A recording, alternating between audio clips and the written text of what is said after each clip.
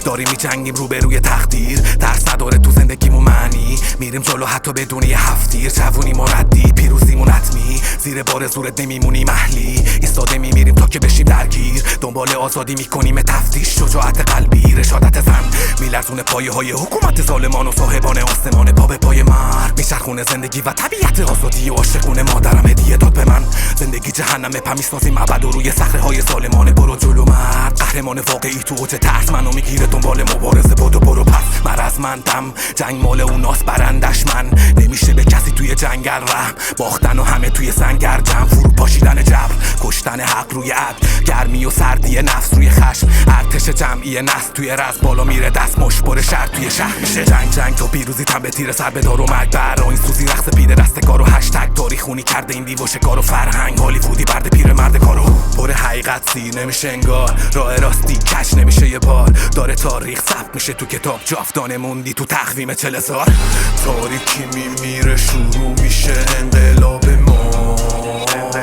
ستاره بارون همه جا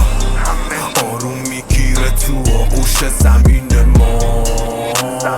بنی آدم خوب خدا. تاریکی میمیره شروع میشه انقلاب ما، ستاره بارون همه جا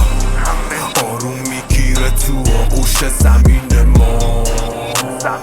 بنی آدم خوب خدا. پس با ایمان تو خاک شیطان ریشه کن میشه زادگاه، ساختن روی آزاد شدم از سایه مادرم، خوشحال و شادمان داستان و آزاد شدن از بازداشتگاه و سرباز آشناس توی پادگان و جای گل توی باغگاه، شادگان و محکوم تو دادگاه و دار، صبحگاه آفتاب بام داد که دنیامو شد تیر و تار، ظالم شاه باختن دنیای فانی و فانتزی، آخرت نزدیک راه میری باز، برد مال ماست تو کتاب نام جاودانمون، سازماندهی عنصر خاص، سالهای بردگی ساختار علمی و جایگاه شانسی با اسلحه ها. فکر کردی که با اصل و نسبی ها، خب پس بگو اجدادت کی بودن؟ اون قبیله که ثروتمند بود بردن و خوردن و امثالش چی شدن؟ قدرت و شکل میگیره با کشتن و ظلم میشه ابزار اصلی طاغوت، ته فصله و وقتشه درو بشی تو موندی و تیزی شمشیر قانون داره میده شکوفه میریزه برگا تو کوچه، چله تموم مادر بزرگ میاره کلوچه، قهرمان قصه لباس ایرانو میپوشه، انگاری زندگی داره ما رو میدوشه. تاریکی میمیره شروع میشه انقلاب ما، ستاره بارون همه جا